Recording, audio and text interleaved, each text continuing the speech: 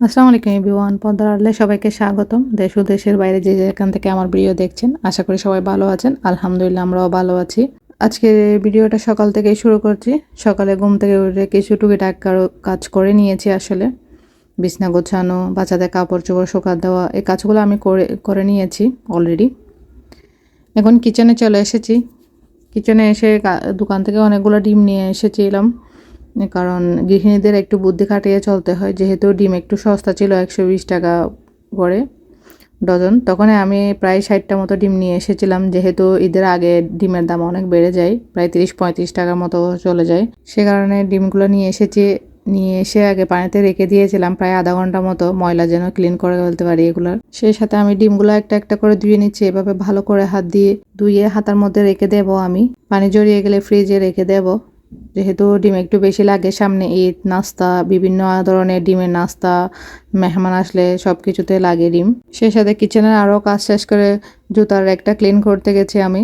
সম্পূর্ণ জুতাগুলো বের করে ফেলবো আগে কভার থেকে। একে একে জুতোগুলো বের করে নিচ্ছি। আসলে বাচ্চাদের না এক একজনের 2-3 জোড়া করে জুতা লাগে, বুট, ক্যাচ, স্কুলের শুজ, বেড়াতে যাওয়ার জন্য এমনি 2-3 জোড়া। এভাবে কভারগুলো একদম ফুল হয়ে থাকে। তো অবসর টাইমে এখন ক্লিন করে নিচ্ছি, যেহেতু এখন বাচ্চাদের স্কুল নেই, কাজের একটু চাপও কম। প্রথমে আমি ধুলাগুলো ভালো করে শুকনো কাপড় দিয়ে পরিষ্কার করে নেব। এরপর হালকা স্প্রে করে নেব।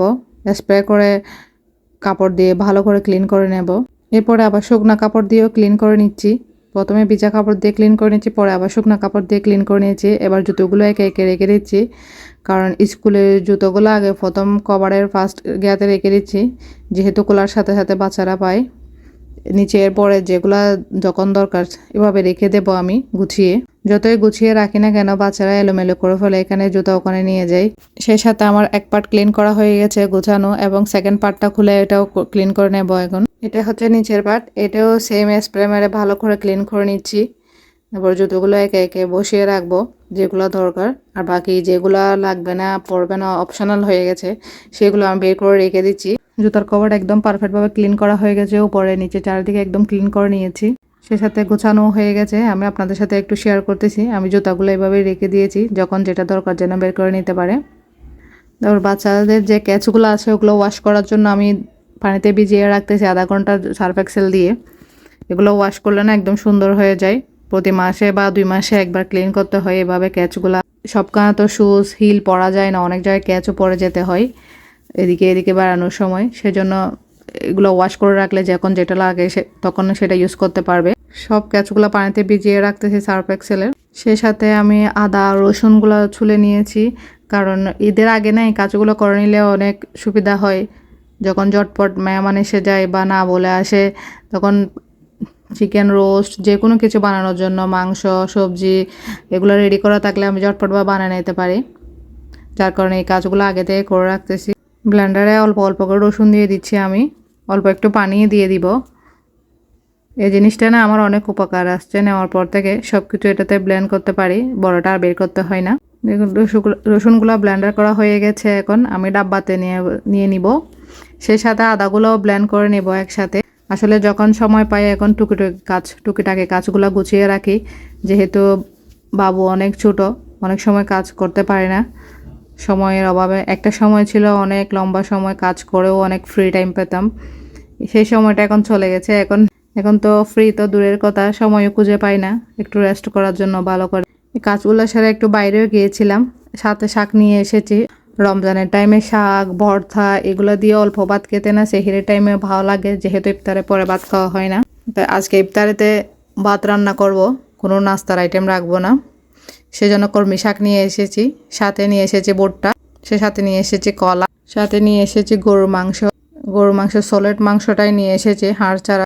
অল্প কিছু রান্না করব, যেহেতু সেহরির টাইমে গরুর মাংস একবেলা 2 বেলা থেকে বেশি খাওয়া যায় না।